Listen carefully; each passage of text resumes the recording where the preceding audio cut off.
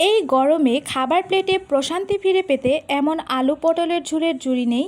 পাশাপাশি যদি থাকে পছন্দের মাছের সাথে কুমড়ো বড়ি, বিশ্বাস করুন এই পটলের পাতলা ঝোলের রেসিপিতে অনায়াসে এক প্লেট ভাত আপনি শেষ করে ফেলতে পারবেন। সো আজকের পর্বে আপনাদের সাথে পটল, আলু, রুই মাছ, কুমড়ো বড়ি দিয়ে হালকা মশলায় পাতলা একটা ঝোল রান্না করে দেখাবো।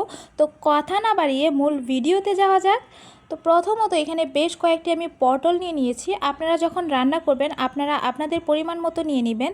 তো পটলগুলো আমি বড় সাইজ করে কেটে নিব, কারণ বড় মাছের সঙ্গে যেহেতু রান্না করব তাই একটু সাইজটা একটু বড় রাখার চেষ্টা করব।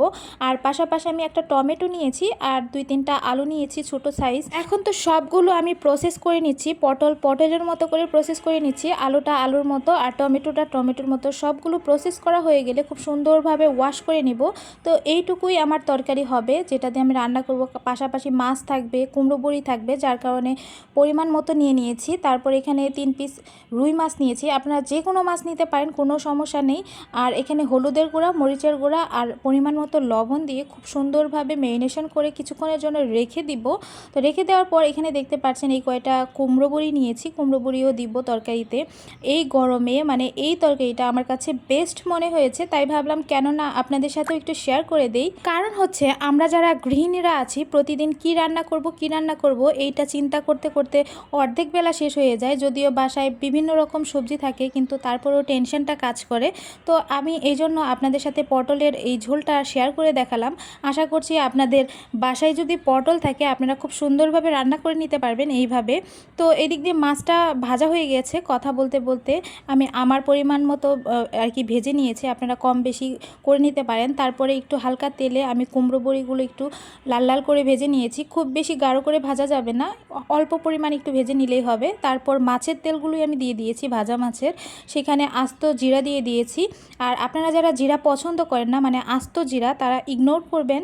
আমার কাছে খুবই ভালো লাগে যার কারণে দিয়েছি। তারপরে পেঁয়াজ কুচি, রসুন কুচি দিয়ে বেশ কিছুক্ষণ ভেজে নিয়ে এখানে অল্প একটু বাটা মশলা ব্যবহার করেছি। আদা, রসুন, পেঁয়াজ, কাঁচামরিচ, জিরা সব একসঙ্গে আমি ব্লেন্ড করে নিই। আদার পরিমাণটা একদমই কম দিয়ে এইভাবে ব্লেন্ড করে সেই মশলাটাই ব্যবহার করে বেশ কিছুক্ষণ ভেজে নেওয়ার পর পানি দিয়েছি। তারপর হলুদের গুঁড়া, মরিচের গুঁড়া, ধনিয়ার গুঁড়া আর পরিমাণ মতো লবণ দিয়ে এই মশলাটার সঙ্গে খুব সুন্দরভাবে আমি কষিয়ে নেব। যত সুন্দরভাবে কষাবেন এই তরকারির টেস্টটা কিন্তু তত বেশি ভালো আসবে।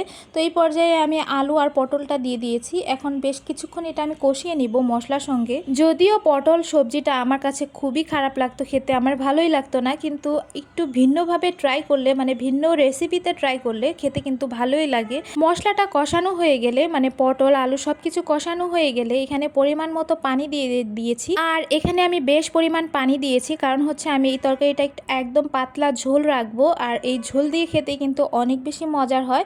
তো বেশ কিছুক্ষণ পর আমি ঢাকনাটা খুলে দেখিয়ে দিচ্ছি কি পরিমাণ পানি দিয়েছি। তারপর এখানে একটা টমেটো দিয়ে দিয়েছি, এটা একদমই অপশনাল। তারপর ভাজা মাছগুলো দিয়ে দিচ্ছি এই পর্যায়ে। এখন আবারও জাস্ট ঢাকনা দিয়ে ঢেকে দিব। ঢেকে দিয়ে আরও এক পার্ট রান্না করে নিয়ে তারপর কুমড়ো বড়িগুলো ব্যবহার করব। তো বেশ কিছুক্ষণ পর দেখতে পাচ্ছেন আমি আপনাদের সাথে শেয়ার করছি, মানে তরকারির কালারটা এত সুন্দর এসেছে। মানে এই গরমে এই তরকারিটা বেস্ট একটা ডিসিশন ছিল আজকে আমার।